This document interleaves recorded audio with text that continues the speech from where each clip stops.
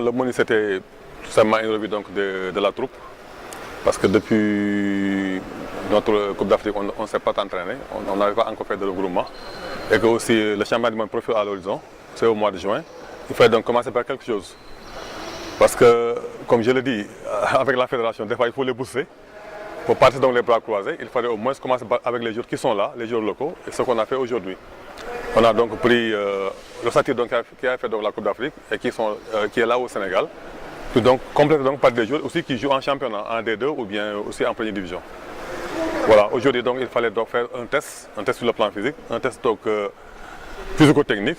Et on a vu donc les gosses ont tenu le coup. Et l'ensemble donc des gosses jouent en championnat. Et cela donc s'est vérifié donc au niveau donc du terrain. Bon, la suite, demain on sera là, Inch'Allah encore.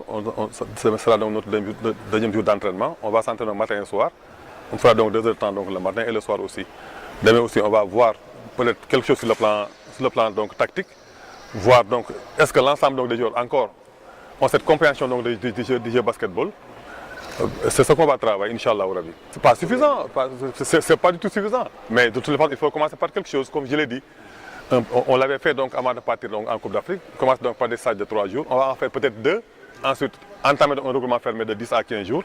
Et ensuite, donc, arriver donc vers la ligne droite, à la dernière ligne droite donc, vers la Coupe du Monde. On va faire donc en internat donc 15 jours. Si, j'ai dit que pour la dernière phase, on a prévu donc de faire ça à l'extérieur, peut-être donc en Espagne. Parce que quand on sait aussi que le gros de la troupe se trouve là-bas, on a pratiquement aujourd'hui plus de 10 jours à 15 jours qui sont là-bas.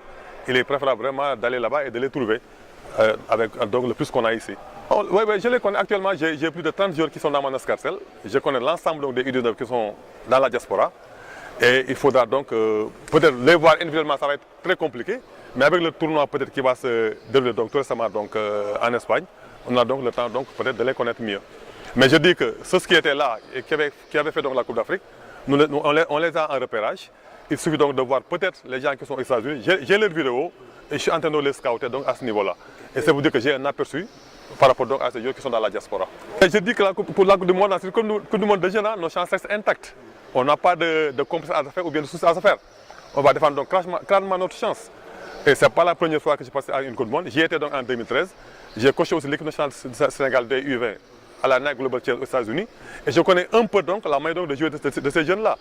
Et si je vous dis qu'en 2009, le Sénégal avait gagné les États-Unis à ce tournoi-là, c'est pour dire qu'on a nos chances par rapport à cette Coupe du Monde. On ne fera pas de complexe à ce niveau-là.